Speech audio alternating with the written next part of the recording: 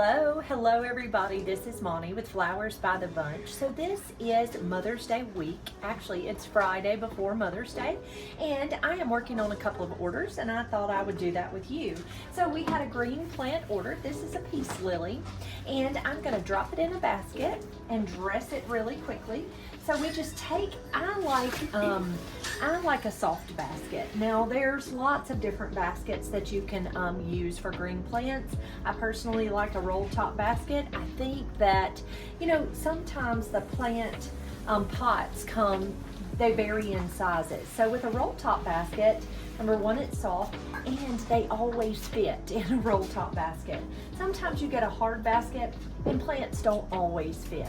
So I dropped my plant down in that basket. I like to use a little bit of moss, and this is a Spanish moss, and I like to come around the top of the plant with some Spanish moss. Now really what that does is it just finishes that plant.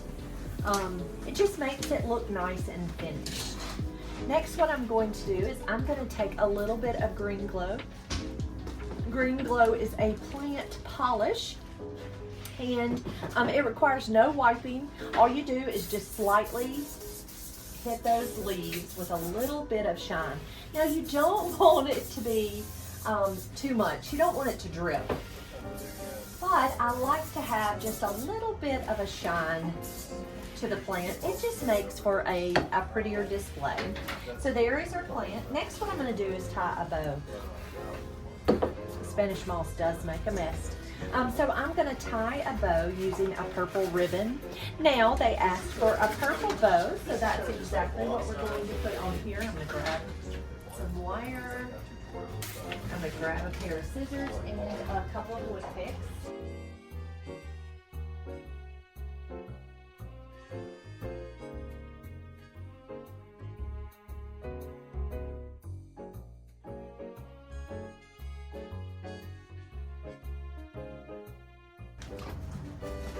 Take my second pick, and I'm just going to put it on the first one, and I'm going to wrap that wire right around that pick.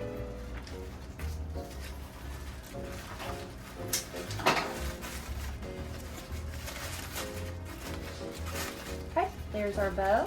I'm going to lift up my leaves. I'm going to tuck that pick right down into that soil.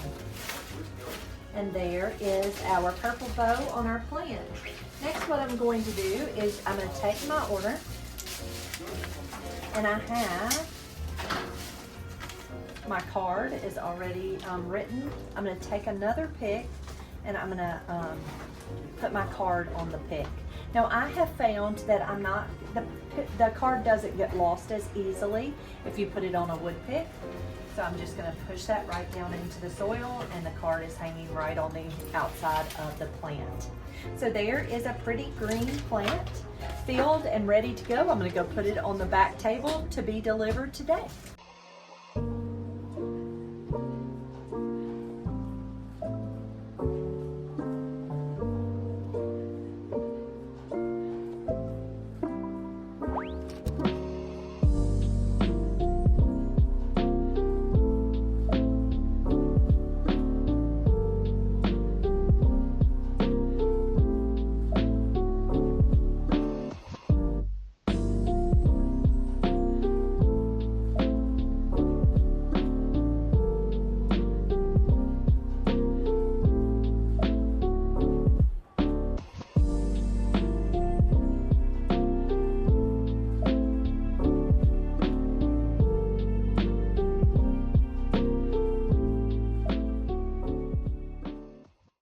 So next, what I'm going to make is an arrangement to go out for an order. So this is a $50 arrangement. I'm using a cylinder glass vase I filled with fresh water, a little bit of flower food. Next, I'm going to put in some leather leaf. Take my floral knife, cut that stem at an angle, and tuck my greenery right down into the vase.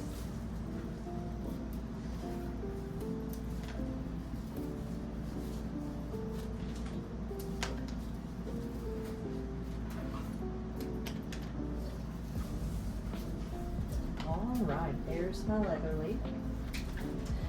Next, I'm going to come in with a little bit of holly fern. I like holly fern. So we'll take it. I just like to add different textures to an arrangement of greenery. I like for it not to all be the same type of greenery. It just, to me, makes for a prettier arrangement. All right, there's my holly fern.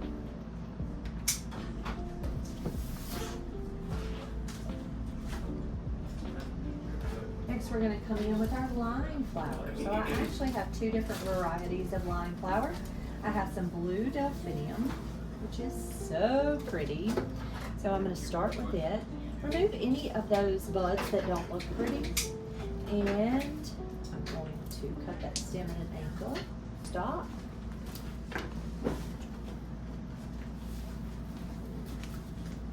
I did a wedding one time many years ago with the color lavender and baby blue. And when I first thought of this color combination, I thought, oh, I don't know if I'm going to like that. But I really, really loved the color combination. It really turned out very pretty. Next, I'm going to come in with some green mini hydrangeas. I'm going to remove some of my foliage. And this is a solution called Quick Dip. So I'm going to take my hydrangea, cut that stem at an angle, and dip it into that Quick Dip. Now, Quick Dip is a hydrating solution that just helps to keep those hydrangeas hydrated. Take my second stem, cut that at an angle. Tuck that hydrangea right down into that arrangement. I love those mini greens. Next, we're going to come in with a shimmer rose. These are just a pretty peach colored rose. I'm going to remove some of the foliage. If the foliage is pretty and it doesn't fall below the waterline, you can leave it on. I'm going to remove the guard petals. And those are usually the little roughly petals that kind of have discolored is what people think. So go ahead and remove them because people always think it's a bad petal. I'm going to grab a couple of wires. This is 21 gauge wire.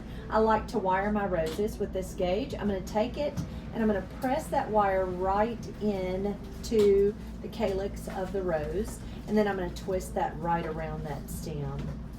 Now what that's going to do is keep this head from dipping. Sometimes these stems get really soft if they're not well hydrated, and that head will dip. Now this is the perfect example of a guard petal. See how he's kind of roughly and discolored? Often, what a guard petal really does is it protects the bud itself. It's the very first petals that come onto the rose and it protects the bud. Well, it doesn't look the prettiest. So we always take and remove those guard petals because most often people think, oh, you gave me a dead rose when they see the guard petals. So that's the reason we remove those. I'm going to again take my wire, press it into the calyx, and go all the way around that stem. And I have one more. I'm going to do exactly the same thing.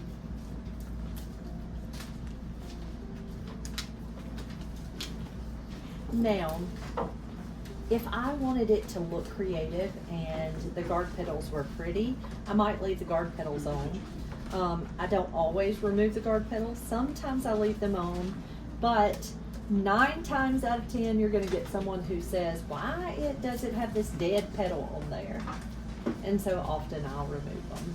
Okay, I'm going to take my roses and I'm going to stair step them down into this arrangement. So I'm going to have one at the top, one kind of in the middle, and then one down low. So what I like to do is pull my arrangement close to the edge of the table and kind of hold my rose on the edge of the table to see exactly where I should cut it. So I'm thinking right about here. Pull it up, give it a good cut, tuck it into your arrangement. Now always remember, it's a little too tall. See there, it's a little tall. I'm going to pull it right back out and I'm going to cut it just a little more. Always remember you can cut more off, but you can't add stems to it, okay? So you can cut length off, but you can't add length. So always cut less than you think you might need to.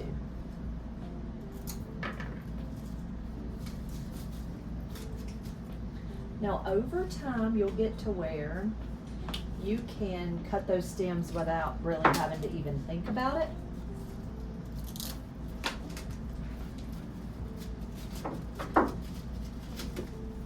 All right, there is our pretty mixed arrangement. Next, I am going to come in with a little bit of springy colored ribbon just to add just a little touch to this arrangement.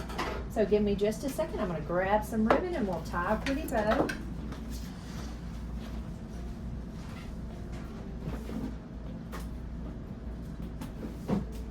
So here's some ribbon. This is actually some ribbon we have on our website.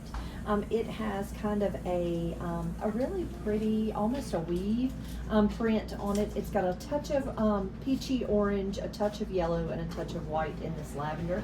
And I thought that would look pretty with the lavender stock. I'm just going to tie a whimsical bow. So I'm going to take my ribbon. I've got the print facing me. I'm going to make a loop, catch it, a twist, a loop, catch, a twist, a loop, catch, a twist. And so it's just going to have these 3 little loops in it. Take my scissors, and that one has a funny little cut, so I'm going to fix it.